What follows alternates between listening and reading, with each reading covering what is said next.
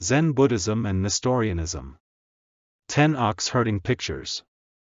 The image of Jesus, as a soul savior, that restores the human true self, as conveyed in the Gospel of Thomas, which was brought to China by Nestorian Christians, was crystallized in the 10 ox-herding pictures by followers of Zen Buddhism, which emerged during the Tang dynasty.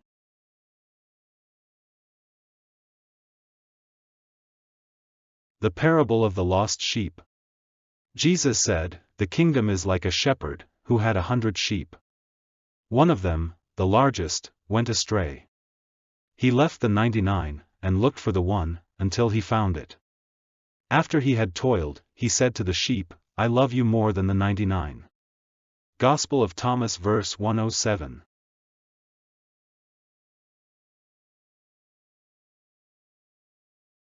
The story of a shepherd, who grazes 100 sheep, and desperately searches for one that has gone astray, leaving the other 99 behind, appears in the Gospels of Matthew and Luke, as a parable that reveals the depth of God's love for those who are lost. According to Mr. Sasagu Arai, author of the Japanese version of the Gospel of Thomas, in the Gospel of Thomas, the whole story is the metaphor of the kingdom. Since the comparison point of the story is shepherd, there is a tendency for the humanology theorization of the story, which is characteristic of the Gospel of Thomas. Because the astray sheep is declared the largest sheep, it suggests the original self of a man, which should be saved, same as in verses 20, 76, and 96 of the Gospel of Thomas. The word, after he had toiled, implies Jesus' suffering. I love you more than the 99. This is because it is indispensable one, for 100. Interpreting this, in the light of overall theme of the Gospel of Thomas, that is, the view of humanology and salvation, the original self, the largest sheep, which originally belonged to the kingdom, that is, primitive human existence, has gone astray, into non-original ones, primitive human existence, especially the one, embodying the original self, the shepherd, searched for it, and tried to find it. In this case, the one, embodying the original self, appears to point directly to Jesus, but it is essentially a human matter. Q source. According to Mr. Sasagu Arai, the parable of an astray sheep, described at the verse 107 in the Gospel of Thomas, is parallel to the Gospel of Matthew chapter 18 verses 12 to 14, and the Gospel of Luke chapter 15 verses 4 to 7, but does not exist in the Gospel of Mark. Thus, its original source is Q source. Incidentally, Q source is part of the common material, found in the Gospels of Matthew and Luke, but not in the Gospel of Mark.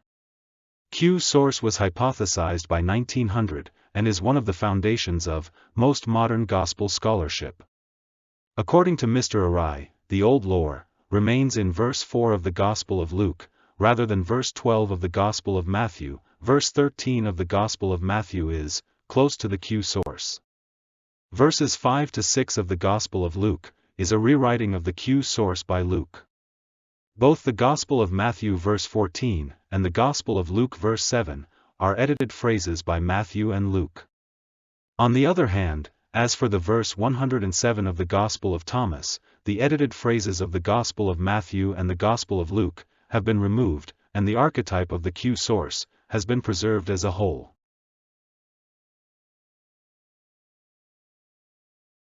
Soul Savior. If the 99 sheep belong to the primitive existence, the kingdom, the parables of the Gospel of Thomas verse 107, and the Gospel of Matthew chapter 18 verses 12 to 14, look almost same meaning. It is considered that 100 sheep should belong to the primitive existence, the kingdom, in the Gospel of Thomas, and they should belong to the church community, in the Gospel of Matthew. To that extent, the paradox of one is more important than 99 does not hold for both parables. However, in the Gospel of Thomas, one that can complete 100 is loved more than 99 that is missing one, and one itself is not the object of love.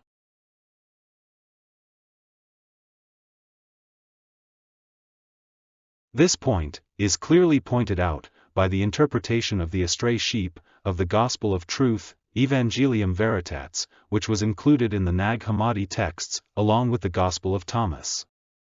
In ancient times, there was a custom of counting with the left hand until 99 foot and counting with the right hand for more than 100. The left hand meant incomplete, and the right hand meant perfect. Therefore, the last one belongs to the great right hand, and the 100 represents the Father. Irenaeus mentions that the Valentino Gnostic Marcosians had this kind of interpretation in his book, Adversus Heresies, Against Heresies.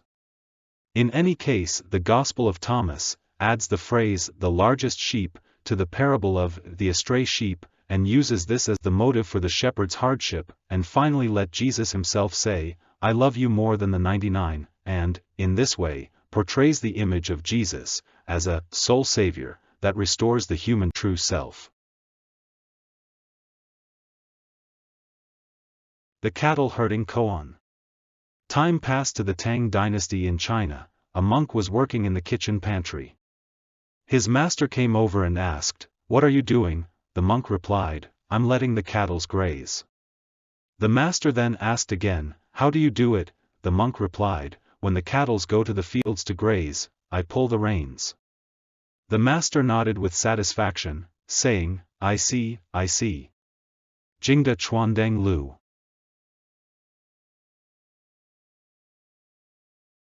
You may wonder what it means to let cattle graze in a kitchen, but a cattle is called the workings of the iron ox, and in Zen Buddhism, it is a metaphor for the true self. Here, it refers to the monk students who practice in search of their true self. Chuku means kitchen and library, and the Zen sect's officials, including the Jianzhua, who was in charge of cooking and serving at the temple, lived here and managed the temple. This monk was probably a Jianzhua, who served as the caretaker at the Zen temple.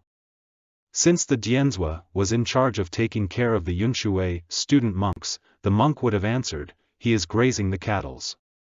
This koan is included in the Jingda Chuandeng Lu, which is a discussion between Zen master Mazudaui and his disciple, Shi Gong Huizong.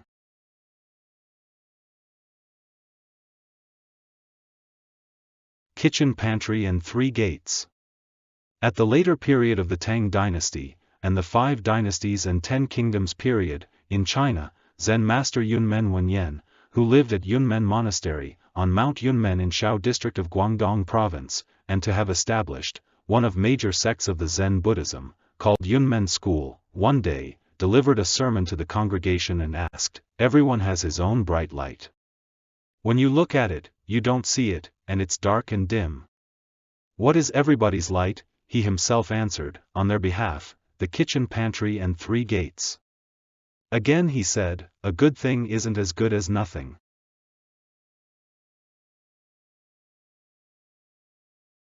Zen Master Yunmen in this koan.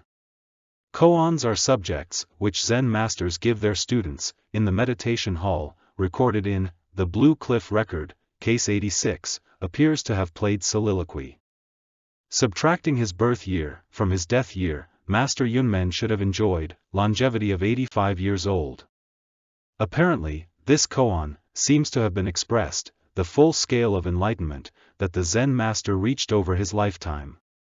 Originally, a Zen temple had 3 gates, called the outer gate, the middle gate, and the main gate. Later, it had only 1 gate, with a large door in the center, a small door on each of the left and right, and the gate was still called Sanmon, but was used as same meaning with Sanmon in Japanese pronunciation. At that time, even in case of the head temple of 5 houses and 7 schools, it became a large household, with hundreds to over 1,000 monks, and sometimes, received imperial messengers visiting. Therefore, the day-to-day operation of the kitchen pantry must have been extremely busy. When Yunmen first entered the priesthood, he should have just concentrated on sitting meditation, but after being in charge of secretariat of the temple, there might have been no difference between priesthood and lay any longer. Especially after becoming the founder of Yunmen school, his anxiety would have been nothing to that of secretariat.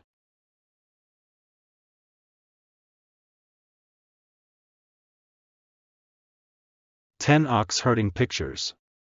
according to Taiwanese Zen master, Shi Shengyan, who completed his master's and doctorate at Risho University in Tokyo. Various versions of the 10 Oxherding pictures were created, during the Song dynasty, to depict the process of realizing one's true self, a stage in Zen training. The most famous is the 10 Oxherding pictures, attributed to the 12th century, Rinzai Master Kuan Shiyuan, but the Shangliang works, by Zen masters Ma Zhu Daoyi and Shigong Huizong, are said to be the earliest koan works, featuring cattle herds. 1. Searching for the Ox. The first of the 10 Oxherding pictures, Searching for the Ox, depicts a novice practitioner, who believes in the Buddha's teaching, that everyone has Buddha nature, and the power to attain enlightenment. However, he has not experienced Buddha nature himself, and is trying to discover his true self, through practices such as meditation and worship. 2. Discovering the footprints. In the second painting, Discovering the Footprints, the practitioner discovers ox footprints, but the ox is not easily found. At this point, the practitioner is drawn to the practice, and deepens his faith. This is the meaning of Kenjaku. 3. Perceiving the Ox. In the third painting, Perceiving the Ox, the practitioner is looking at the tail of the ox. Previously, he had only seen footprints, but, now, he sees the tail, and is convinced of the presence of the ox, his true self. This is expressed as seeing the face of a pure mind, or the stage, where egocentrism disappears for a moment. However, it is only a glimpse of the ox's tail. 4. Catching the Ox. In the fourth painting, Catching the Ox, the practitioner captures an ox, and attempts to control it, with a rope.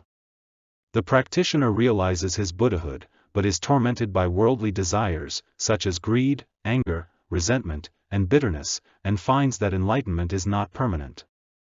Zen practice and insight form the rope that controls the ox.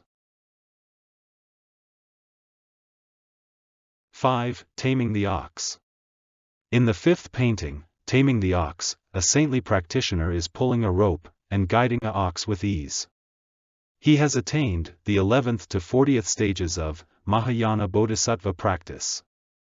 Although he has few earthly desires, he has been diligent in his training, and has continued to make vows, and the direction in which the oxherd and the ox should go is now clear.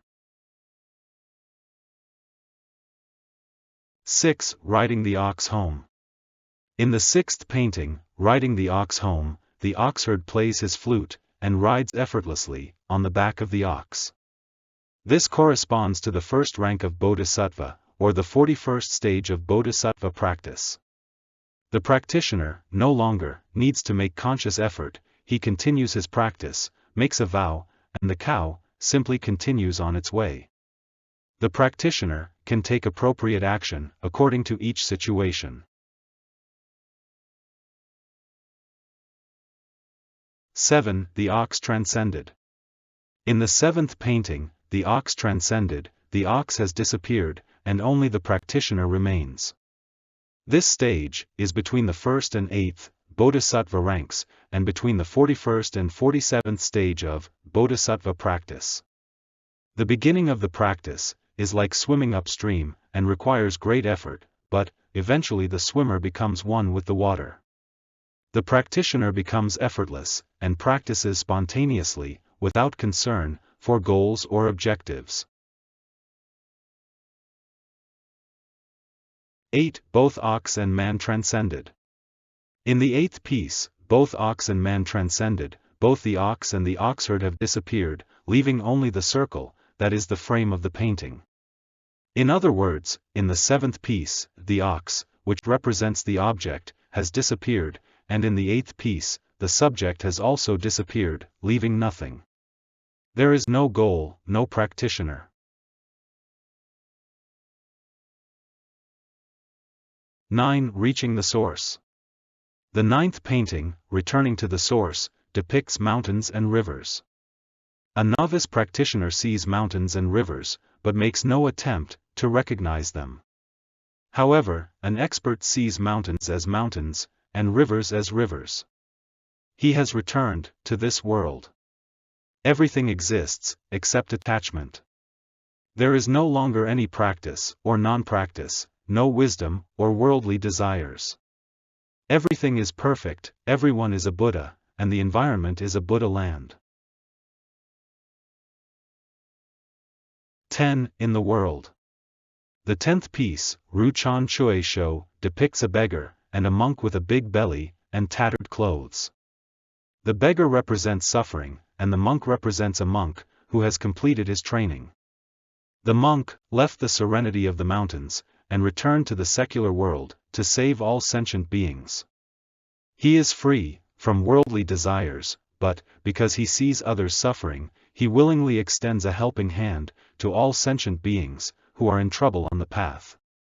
Excerpt from a lecture by Master Shaku Shogen Rashi on October 22, 1992. Fusion of Zen Buddhism and Nestorianism. Zen Buddhism was brought to China by Bodhidharma from India during the Northern and Southern Dynasties period, and it merged with Nestorian Christianity, which penetrated into China around the same time, and seems to have exploded into popularity during the Tang Dynasty. St. Thomas' mission to the East. Incidentally, St. Thomas, one of the 12 apostles, who was the first archbishop of the Assyrian Church of the East, Syrian Church, is said to have traveled to Assyria around 35 CE, 2 years after Jesus' ascension, and then went on a mission to India, built 7 churches, and then left to Beijing, China. In 62 CE, Assyrian Eastern Church was called Jingjiao, luminous religion, in China.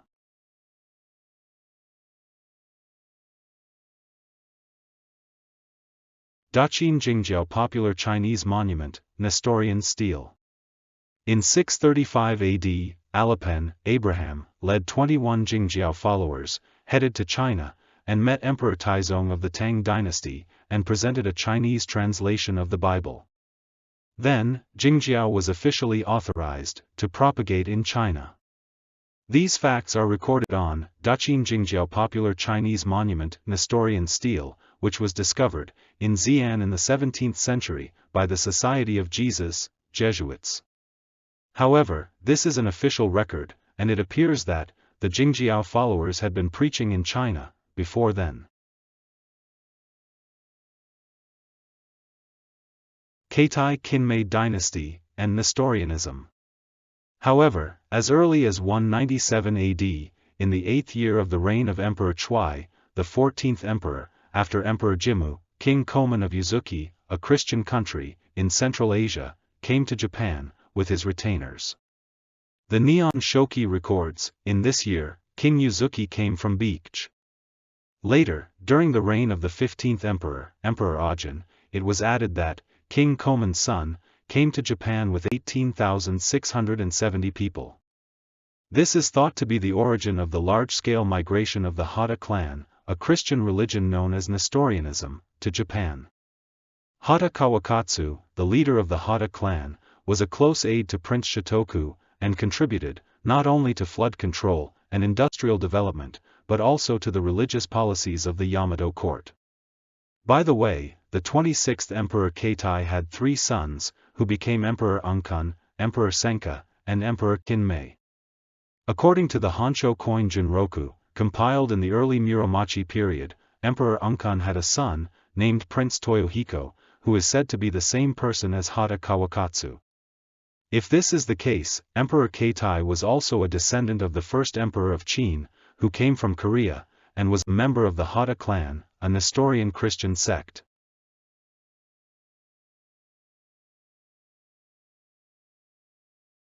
The essence of the Savior of Souls. Long before the Roman Empire officially recognized Christianity, the image of Jesus, as the Savior of Souls, that was introduced to the Eastern world by Nestorian Christians, sent shock waves through the religious world, especially Zen Buddhism. The 10 Oxfording pictures, which form the foundation of Zen religious doctrine, can be said to be the quintessence of this image. Zen Buddhism and Nestorianism, Gospel of Thomas and Genjo Koan, Chapter 5, Juji raises one finger, an astray sheep.